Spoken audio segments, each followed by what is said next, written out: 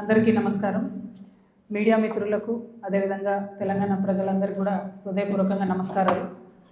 ఇవాళ తెలంగాణ రాష్ట్రంలో ఒక ఆడబిడ్డగా ప్రజల మధ్యలో 20 సంవత్సరాల నుండి పనిచేసినటువంటి వ్యక్తిగా నేను తెలంగాణ జాగృతి సంస్థను 19 సంవత్సరాల నుంచి ప్రజాహితం కోసం తెలంగాణ ప్రజల కోసం నడుపుతున్నటువంటి వ్యక్తిగా తెలంగాణ జాగృతి జనం బాట పేరిట మొత్తం యావత్ తెలంగాణను కూడా పర్యటన చేస్తున్న విషయం మీ అందరికీ తెలిసిందే. ఇట్లా పర్యటన చేస్తున్నటువంటి సందర్భంలో అనేక అంశాలు నా దృష్టికి వస్తూ ఉన్నాయి. ఒకటి, ప్రజలకు సంబంధించి ఏవైతే వసతులు కల్పించడంలో బీఆర్ఎస్ ప్రభుత్వం కాంగ్రెస్ ప్రభుత్వం విఫలమైందో ఆ అంశాలు నా దృష్టికి వస్తూ ఉన్నాయి. At the same time BRS ప్రజాప్రతినిధులు కాంగ్రెస్ ప్రజాప్రతినిధులు చేసినటువంటి అక్రమాలు ఆక్రమణలు దురాగతాలు దాష్టికాలు ఇవన్నీ కూడా నా దృష్టికి వస్తూ ఉన్నాయి.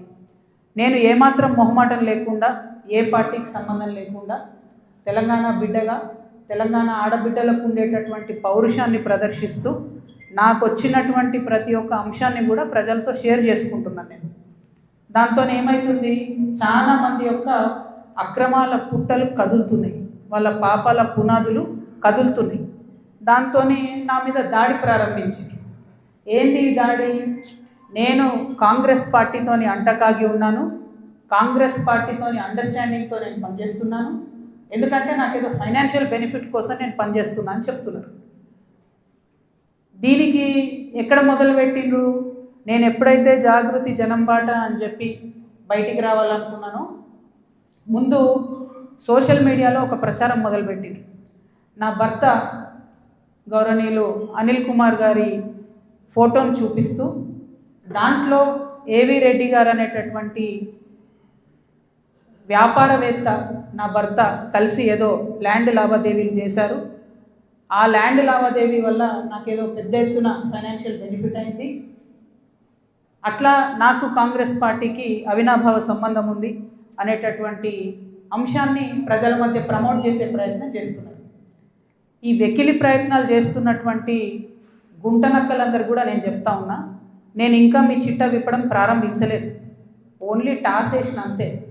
ఆ టాస్కే ఇంత భయపడితే ఎట్లా మీరు? ముంగటి ఇంకా టెస్ట్ మ్యాచ్ ఉంది మామూలుగా అనుకుంటారే ఇది కథ, జస్ట్ టాసే.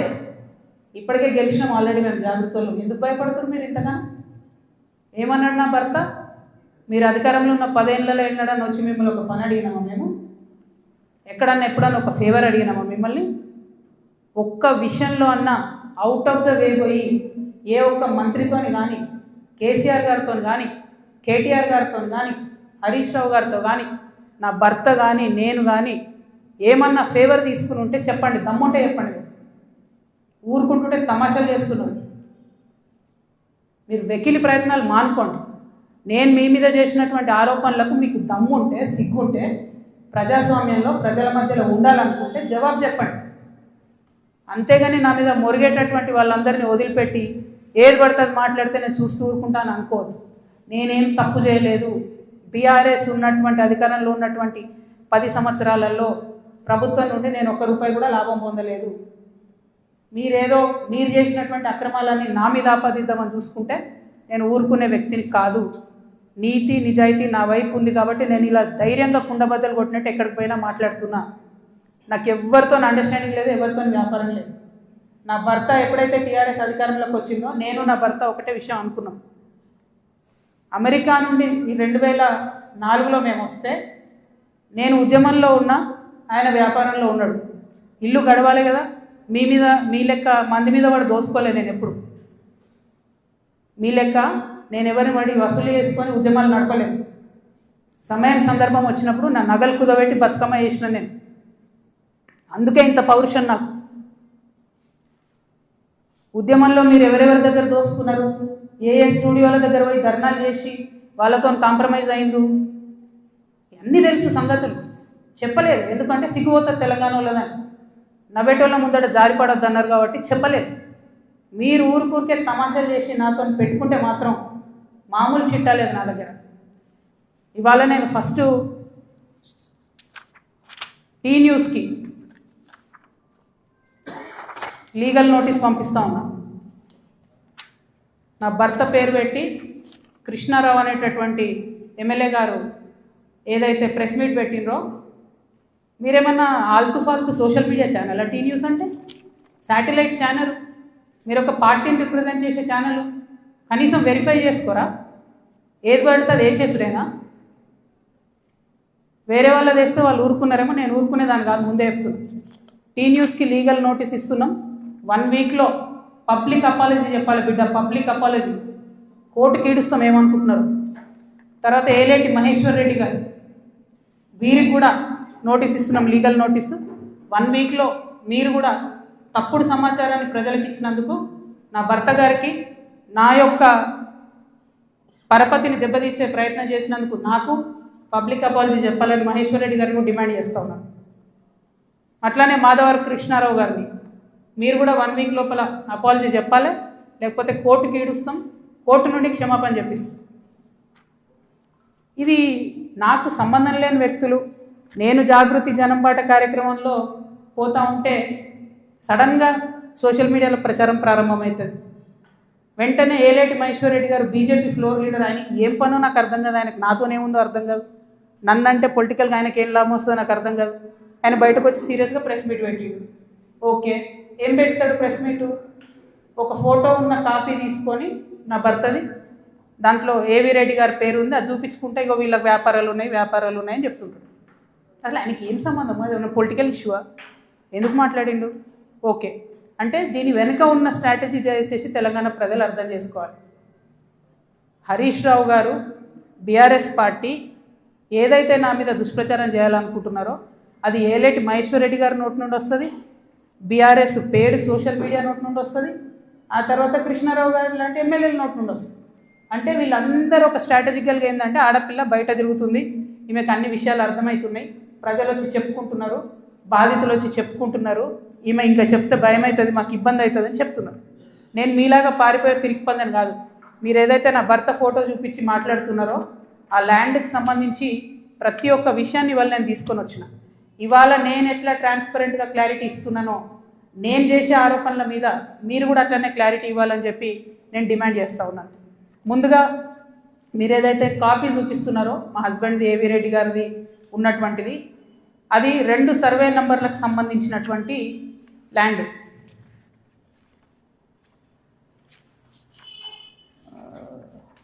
బ్రీఫ్ రవీంద్రబాబు, ఇది అదేంటంటే 2010/2, 2010/3 అనేటటువంటి భూమి. దీనికి 1975 నుండి కూడా ఈ భూమికి కంప్లీట్గా పట్టాలు ఉన్నాయి, దానికి పాస్బుక్లు ఉన్నాయి, కంప్లీట్గా ఇది ప్రైవేట్ ల్యాండ్. ఈ ప్రైవేట్ ల్యాండ్లో 4 వ్యక్తులు, 4 కొడుకులు, వాళ్ళకి మనిషి 4 ఎకరాలు వచ్చినాయి. ఈ మనిషి 4 ఎకరాలు వచ్చినటువంటి ఈ భూమిని అక్కడ ఒక కంపెనీ ఉంది, టేకంషా అనే కంపెనీ. ఆ టేకంషా అనే కంపెనీకి 37 ఎకరాలు ప్రభుత్వము అమ్మింది ల్యాండ్ ఒకప్పుడు. వాడేం చేసిండు, ఆ అమ్మిన ల్యాండ్తో పాటు ఈ ప్రైవేట్ వాళ్ళ భూమి కూడా లోపలేసుకొని కాంపౌండ్ వాళ్ళు పెట్టుకున్నాడు. ఈ ప్రైవేట్ వాళ్ళంతా కాంపౌండ్ వాళ్ళకి పోయింది కాబట్టి వాళ్ళంతా ఈ రియల్ ఎస్టేట్ వ్యాపారంలో ఉన్నటువంటి మా హస్బెండ్ ఇంకా కొంతమంది దగ్గరకు వచ్చారు. ఈ 16 ఎకరాల భూమికి దాదాపు ఒక 20 మంది ఆ భూమిలో ఉన్నారు. అందులో మా భర్త కంపెనీ కూడా ఒకటి. ఇది మొత్తం ప్రైవేట్ ల్యాండ్ మాది, నువ్వెట్లా కాంపౌండ్ లోపల పెట్టుకుంటావు అని చెప్పి ఒక 9 ఏళ్ళు నడిచినట్టుంది ఈ డిస్ప్యూట్ నాకు తెలిసి. ఇది మా ల్యాండ్ అని వీళ్ళు, కాదని వాళ్ళు.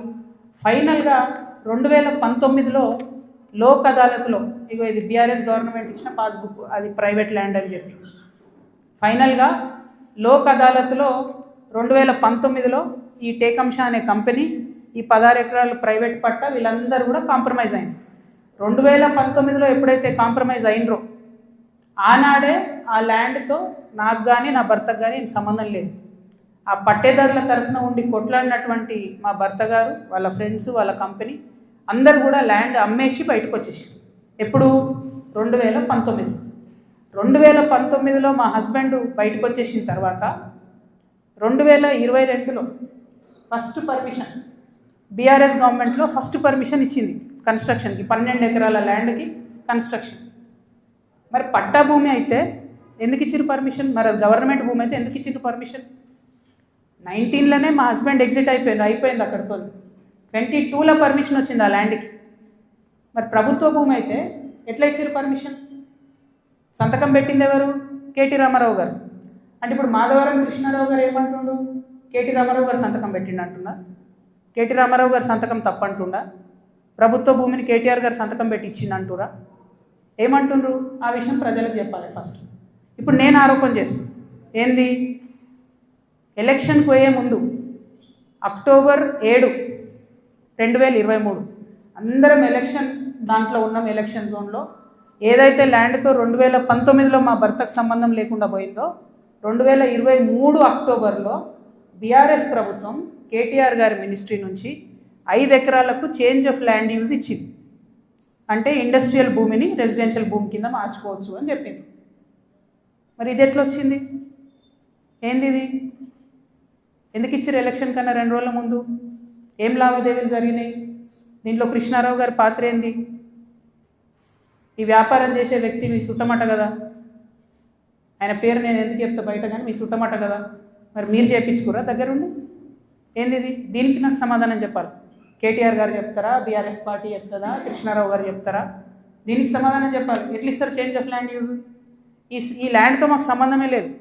5 ఎకరాలకు బీఆర్ఎస్ గవర్నమెంట్లో చేంజ్ ఆఫ్ ల్యాండ్ యూజ్ వస్తుంది. నిన్నగాక మొన్న 6 ఎకరాలకు కాంగ్రెస్ గవర్నమెంట్ కూడా అదే ల్యాండ్లో చేంజ్ ఆఫ్ ల్యాండ్ యూజ్ ఇచ్చింది. అంటే బీఆర్ఎస్ వాళ్ళు సపోర్ట్ చేసిన వ్యాపారవేత్తల్ని యాజ్ ఇట్ ఈస్గా కాంగ్రెస్ వాళ్ళు కూడా సపోర్ట్ చేస్తున్నారు. ఏంది ఇది? మరి ఎవరికి అండర్స్టాండింగ్ ఉంది? నాకుందా అండర్స్టాండింగ్? మీకుందా? మీ గుంపులు ఉన్న మనుషులది ఇగో ఇదే ఏవిరెడ్డి గారితో నవనామి వెంచర్స్, ఇదే ఏవిరెడ్డి గారితో పోచంపల్లి శ్రీనివాస్ రెడ్డి అనేట ఆయన పార్ట్నరు. ఈయన ఎవరు దోస్తు, ఎవరు బినామీ? పొద్దుగల్లేస్తే రామన్నతోనే ఉంటాడు, కేటీఆర్ గారితోనే ఉంటాడు ఈయన. ఎవరైనా మరి మీకున్నాయా సంబంధాలు? నాకున్నాయా? పందెం కోడ్ల కేసు ఉండే శ్రీనివాస్ రెడ్డి అనేట ఆయన మీద, ఏమైనా చేసిండ్రా?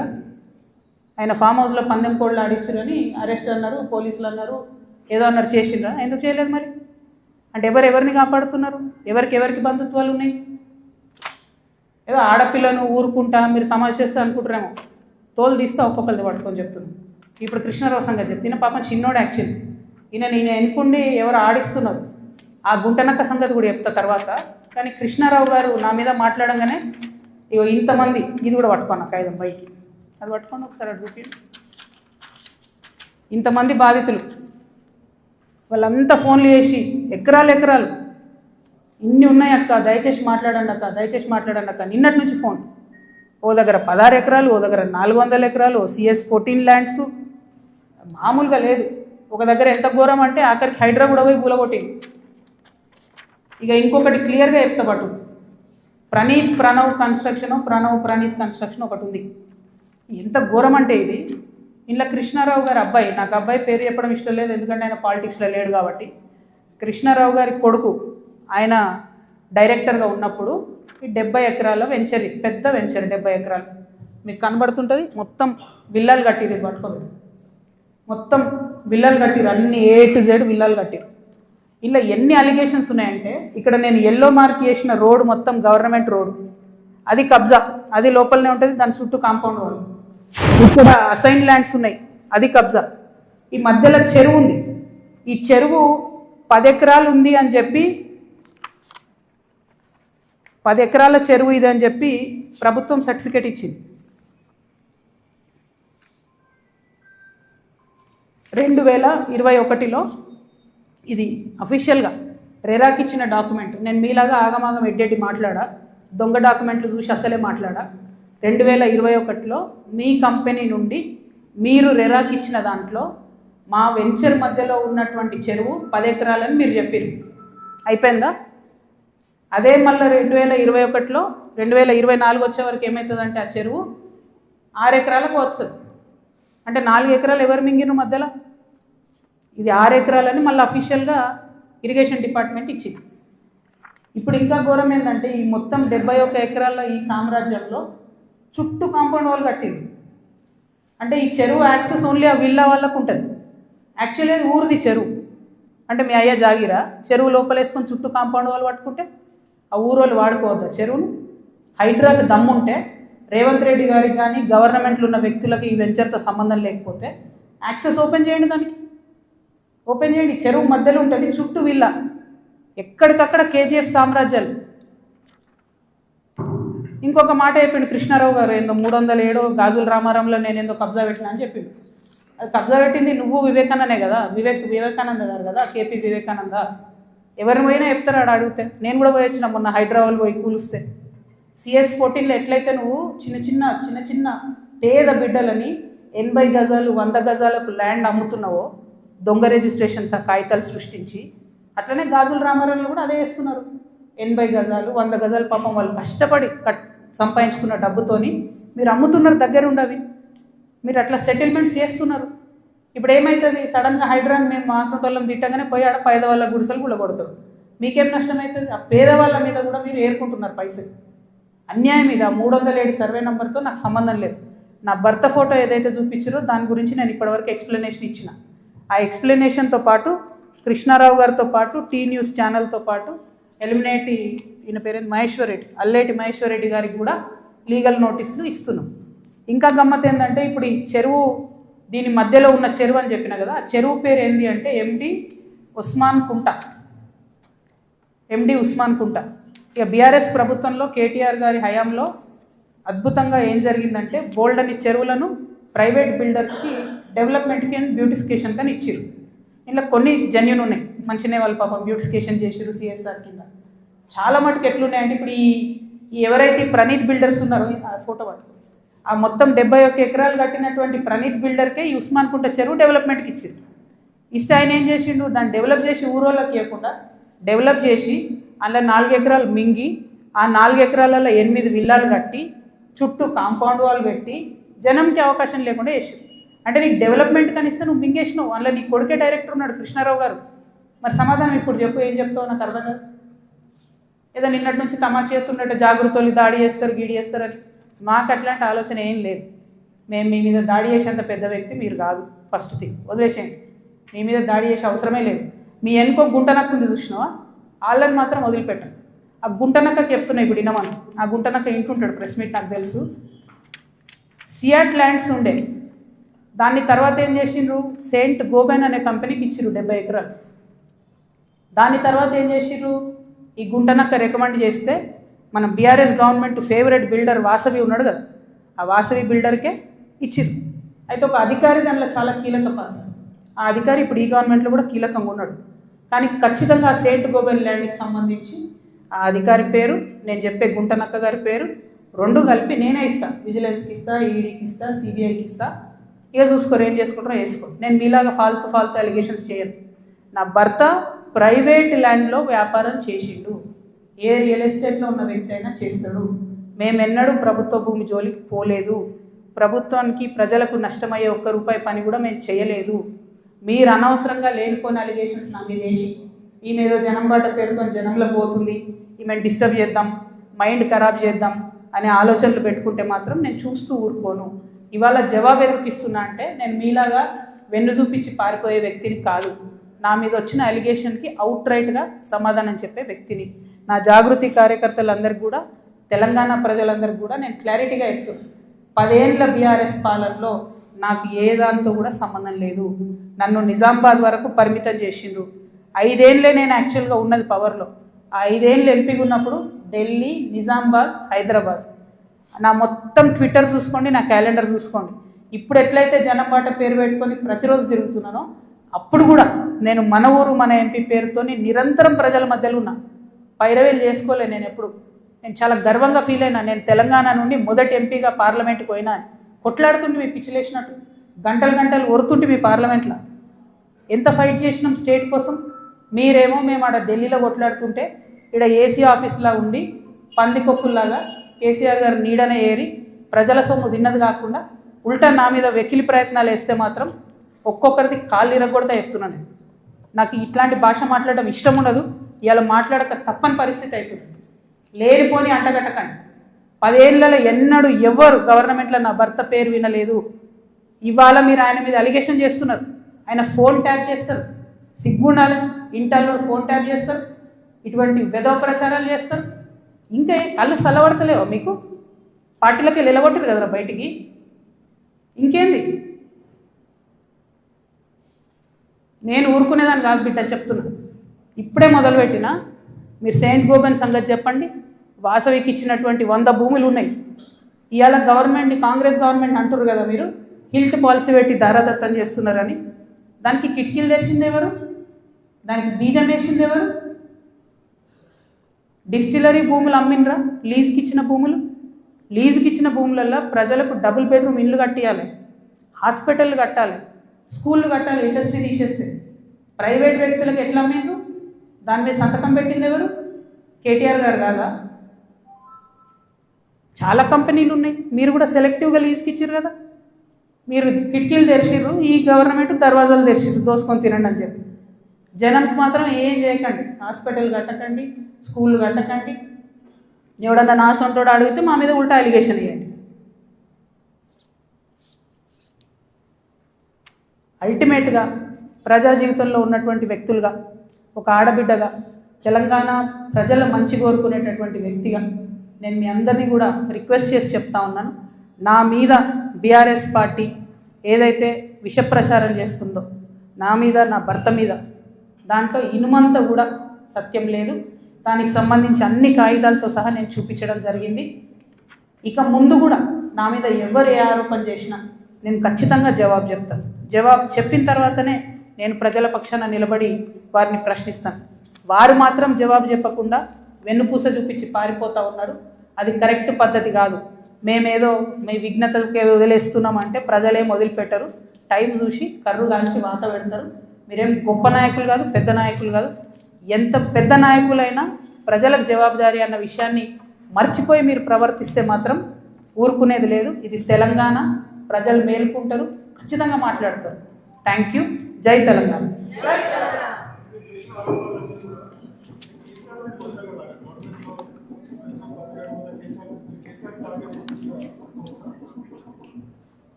చూడు బ్రదర్, చాలా మిస్టేక్స్ జరిగినాయి బీఆర్ఎస్ గవర్నమెంట్లో. ఆ విషయాలన్నీ ఇప్పుడు నేను జనంబాటలో తిరుగుతుంటే ప్రజలు వచ్చి నాకు చెప్పేటటువంటి దాంతో, వాళ్ళు ఇస్తున్నటువంటి విజ్ఞప్తులతోనే అర్థమవుతుంది. నేను మళ్ళీ చెప్తున్నా, ఎంత పెద్ద నాయకుడైనా ప్రజలకే జవాబుదారి. 100కి 100% ప్రభుత్వం నుండి లీజుకి ఇచ్చినటువంటి ఇండస్ట్రియల్ ల్యాండ్స్ సెలెక్టివ్గా వ్యాపారవేత్తల కోసం బీఆర్ఎస్ గవర్నమెంట్లో సంతకాలు పెట్టి మరి ఆనాడే ప్రైవేట్ వ్యక్తులకు దారాదత్తం చేశారు. ఆ సంతకాలు పెట్టింది ఎవరు, పెట్టించడం వెనుకుందెవరు, అది time has to decide. Congress government ఏంది, చాలా ఆరోపణలు చేస్తున్నారు.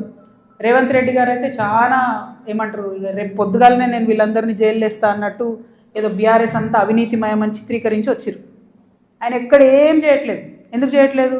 బీఆర్ఎస్ వాళ్ళు వేసినటువంటి దొంగదారులను కాంగ్రెస్ రహదారులుగా మారుస్తున్నారు. వాళ్ళు ఎవరైతే ప్రైవేట్ వ్యక్తులకు ఇచ్చిరో మళ్ళీ అదే కంపెనీలతో వీళ్ళు అండర్స్టాండింగ్ పెట్టుకుంటారు, వాళ్ళతో మాట్లాడతారు.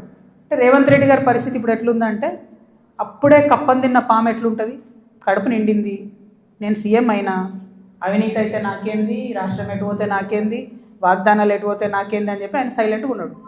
ఆయనకి ఈ బీఆర్ఎస్ పార్టీలో జరిగినటువంటి వ్యాపార లావాదేవీలకి అవుట్ రైట్గా సంబంధం ఉంది కాబట్టి వాళ్ళు సైలెంట్గా ఉంటారు. So let time decide. ఎప్పుడన్నా ఎవరైనా ఎంక్వైరీ చేస్తే డిసైడ్ అయితే చూద్దాం. ఏమీ కాకపోతే నాకెప్పుడో ఒకసారి టైం వస్తుంది కదా, దేవుడు దయ ఉంటే నేను ముఖ్యమంత్రి అయితే కదా ఒకనాడు. ఆనాడు మాత్రం 2014 నుండి 2014 తెలంగాణ వచ్చినప్పటి నుండి ఇప్పటి వరకు అన్ని అన్యాయాల మీద నేను మాత్రం ఆరాధిస్తాను. ఎందుకంటే ఎవరు వచ్చి బయటకు వచ్చి మాట్లాడినా వాళ్ళని దబాయించాలి, వాళ్ళ మీద ఒక కేసు వేయాలి, వారిని ఏదో అనాలి, బురద జల్లాలి అని అంటే కుదరదు. నేను అట్లా ఊరుకునే వ్యక్తిని కాదు. నేను తప్పు చేస్తే నేను క్షమాపణ అడుగుతాను. నేను కోరిన క్షమాపణ జనం బాటలో ముందుకెళ్ళినప్పుడు. ఎందుకు కోరిన క్షమాపణ?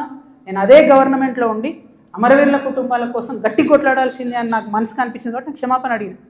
ఉద్యమకారులను కేవలం నా ప్రాంతంలో చూసుకున్నా కానీ వేరే దగ్గర చూసుకోలేకపోయినా అనే ఉద్దేశంతో క్షమాపణ కోరినా. నేను అట్లే చెప్తున్నా, నేను తప్పు చేస్తే ప్రజలకి చెప్తారే తప్పు చేసినారా భయ్ సారీ అని. నేను తప్పు చేయలే, అందుకే ధైర్యంగా చెప్తాను నేను తప్పు చేయలే. అయినా సరే నా మీద ఏదో బుర్ర జల్లాలి అంటే ఊరుకోను. భగవంతుడు నాకు అవకాశం ఇచ్చినప్పుడు మాత్రం అన్ని బండారాలు కూడా బయటికి తీస్తాను. నేనేదో టార్గెట్ చేసిన భయ్. ఇప్పుడు నేను నిన్ను కొడితే నువ్వు నన్ను కొట్టవా చెప్పు. వాళ్ళు నన్ను టార్గెట్ చేస్తే నేనేం చేయాలి మరి? నేను ఊరుకోవాలన్నా? నేనైతే గాంధీ తాతను కాదు, నేను అస్సలే మంచిదని కాదు నేను చెప్తున్నా. నేను కేసీఆర్ గారు అంతా ఓపిక నాకు లేదు, అస్సలే మంచిదని కాదు. నేను ఊరుకోను, నన్ను కొడితే 2 కొడతా ఉల్టా. ఎందుకంటే నా తప్పు లేకుండా కొడుతున్నారు, నా తప్పు లేకుండా మాట్లాడుతున్నారు, అది కరెక్ట్ కాదు కదా. ఏం రోగం చెప్పు, నేను ఏమంటున్నా? నేను జనంలో పోతున్నా, పిచ్చి లేచినట్టు పొద్దు నుండి రాత్రి వరకు ఎందుకు తిరుగుతున్నా నేను? ఐ వాంట్ టు అండర్స్టాండ్ ఏం జరిగింది. 10 ఏళ్ళు బీఆర్ఎస్లో, 2 ఏళ్ళు కాంగ్రెస్లో, ఏం జరగలే. నిన్న పోయినాం, ఆ నల్ల నీళ్ళు అది ఎంత బాధ అనిపించింది చూస్తే. ట్యాప్లో డ్రైనేజ్ వాటర్ వస్తాయని ఇప్పటికి కూడా హైదరాబాద్ మహానగరంలో. ఇంకా అంత అందమైన నగరానికి కేటీఆర్ గారు నేను ఇట్లా చేసినా అని, ఇప్పుడు రేవంత్ రెడ్డి గారు గ్లోబల్ సమిట్ పెట్టి నేను ఇట్లా చేసినా అని ఏం లాభం చెప్పు? ఆడబిడ్డలకు ఒక డెలివరీ హాస్పిటల్ ఉండదు, నల్లలో మోరు నీళ్ళు వస్తాయి, ఇదో మహానగరం, దీనికి సంతోషపడాలి. ఎవరొకరు అడగాలి కదా, అడిగితే కేసులు, అడిగితే లొల్లి, ఇంతే. ఏం భయపడేదాన్ని కాదు నేను, ముందుకే పోతా, వెనుకకైతే పోయేది లేదు. వస్తే లొల్లెందుకుంటుండేనే, 5 ఏళ్ళు నన్ను ఓడగొట్టి ఇంట్లోనే కూర్చోబెట్టిరు కదా, వద్దంటే బలవంతంగా ఎమ్మెల్సీ ఇచ్చిర్రు. నేను అప్పటి కూడా అడిగిన, నాకు ఎంపీ క్యాండిడేట్గా నన్ను డిక్లేర్ చేయండి, నేను ప్రజల మధ్యలో ఎక్కడైతే ఓడిపోయినా అక్కడే ప్రజల ప్రేమను గెలుచుకుంటా అని చెప్పిన. అవకాశం ఇవ్వలే, నాకు తిరగనీయలే. మా కాన్స్టిట్యున్సీలో కూడా ప్రతి ఎమ్మెల్యేను ఎవరో ఒకరు మేనేజ్ చేసుడు, వాళ్ళు నాకు ఎక్కడికక్కడ కాళ్ళల్లో కట్టెలు పెట్టుడు, కాన్స్టిట్యున్సీ నుంచి ఎవరైనా వచ్చి కలిస్తే బెదిరించుడు, నువ్వు ఎట్లా కలుస్తావు, అక్కతో నీకేం పని?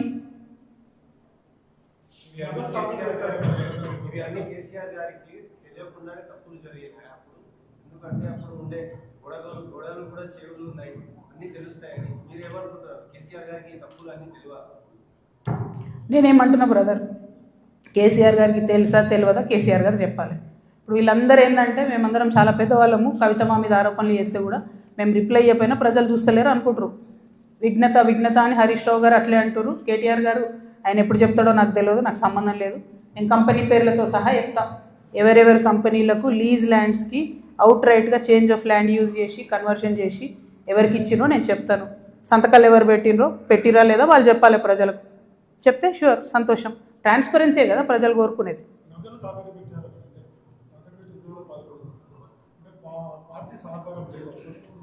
నాకు ఎప్పుడు లేదు భయ్ పార్టీ సహకారం.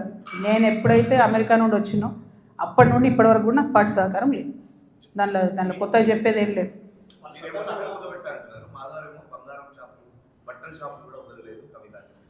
ఆయన పాపం ఆయన వాడుకుంటుర్రే, ఆయన ఎనుకో గుంటనక్కు ఉంది, ఆ గుంటనక్క ఆయన రెచ్చగొట్టి వాడుకుంటుంది. టైం వస్తే చెప్తా కదా, ఆ గుంటనక్క చెప్పిన కదా, ఏదైతే సెయింట్ గోబెన్ ల్యాండ్లో ఒక అధికారి ఇప్పుడు రెడీగా ఉన్నాడు చెప్పడానికి సిబిఐ దగ్గర, ఈడీ దగ్గర, అప్పుడు తెలుస్తుంది వాళ్ళకి. నేను ఒకటే క్లారిటీగా చెప్తున్నా, మీరు ఎంతోసేపు నన్ను ఏదో చేద్దాం, ఆడపిల్ల కదా పాపం భయపెడితే బెదురుతుందేమో అనుకుంటున్నాను. కుదరదు బాస్, కుదరదు. ఇది మారింది, పాలిటిక్స్ మారింది, టైం మారింది, అట్లా కుదరదు.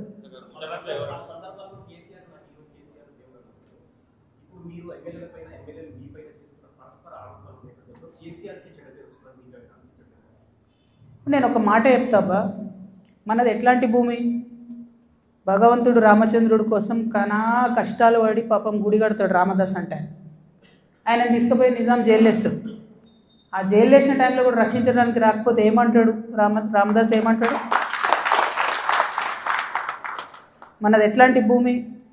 పోతన లాంటి గొప్ప కవి రాజు వచ్చి అంకితం ఇవ్వమంటే కూడా ఇయ్యడు. మనది ఎట్లాంటి భూమి? చాకలైలమ్మ లాంటి మామూలు మహిళ, నాలాగానే ఏం లేదు, ఎవరు సపోర్ట్ లేరు, నిలబడి గుత్ప పట్టుకొని కొట్లాడింది. నేను అంతే, ఆ స్పిరిట్ ఉంది, అదే వేస్తాను. ఏమనుకుంటారు నైసిటీస్ లేవు. ఎందుకంటే లైన్ వాళ్ళు దాటిరు, నేను దాటలేదు. ఏది పడితే అది మాట్లాడి ఊరుకుంటా. ఏమన్నాడే నా భర్త, మీరు ఎప్పుడన్నా విన్నారా? అధికారంలో ఉన్న 10 ఏళ్ళు మీరంతా కూడా రిపోర్టర్లే కదా, ఎప్పుడన్నా విన్నారా? ఆయన పేరు విన్నారా? ఏదైనా పైరవీలు విన్నారా? ఏం లేకుండా అది అన్యాయం కదా, టూ మచ్. ఊరుకోం, ఇంకా మస్తు అయిపోయింది. Thank you. జై తెలంగాణ.